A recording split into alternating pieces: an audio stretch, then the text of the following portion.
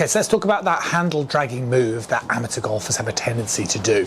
And what that means is instead of starting the downswing where you allow the arms to straighten and the club nicely shallows out, you have this tendency to pull down on the handle, which makes the club shaft get way more vertical.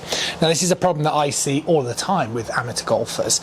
And the answer is not, unfortunately, always quite as simple as just, you know, shallow the club out and you'll be fine and turn through the ball. As much as that's like the kind of thing we want to be told, it's just not really the case. And the reason why it's not that simple is because of my wall analogy. Okay, now what I mean by my wall analogy is in golf terms, so I'm a golf instructor who uses flight scope. So in flight scope, it's known as our horizontal plane. In TrackMan terms, it's known as our swing direction. And what that basically means is that although I want to hit this golf ball straight, okay, so I want to get it going in that direction, the club should be moving to the left of the target, okay? That's something that should happen. And an analogy for this would be like throwing a frisbee.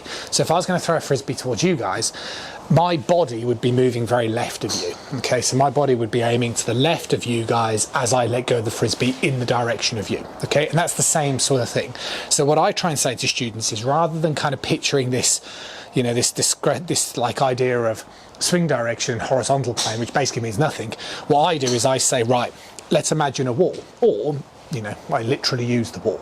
And what I basically say is that when I aim at a target in the distance over there, I should never feel like my club is going to be swinging in the direction of the wall. And unfortunately, what happens with golfers is they give themselves this conundrum in the backswing. See, the problem that I encounter all the time is golfers have this tendency where they turn too much, so they start moving like this, and they get to a backswing position where they lose hip depth. So the shoulders get too flat, and here you are. Now, the problem you see is if I now start my downswing correctly, where let's say I move to the left and I drop the club, can you see the way the club would plough into our theoretical wall? Or if you did sequence a correct downswing from this position, the ball's going to go like 350 yards right. So what's going to happen is you're not going to do that, right? On a subconscious level, your brain's going to go, I'm not doing that. So what does it do?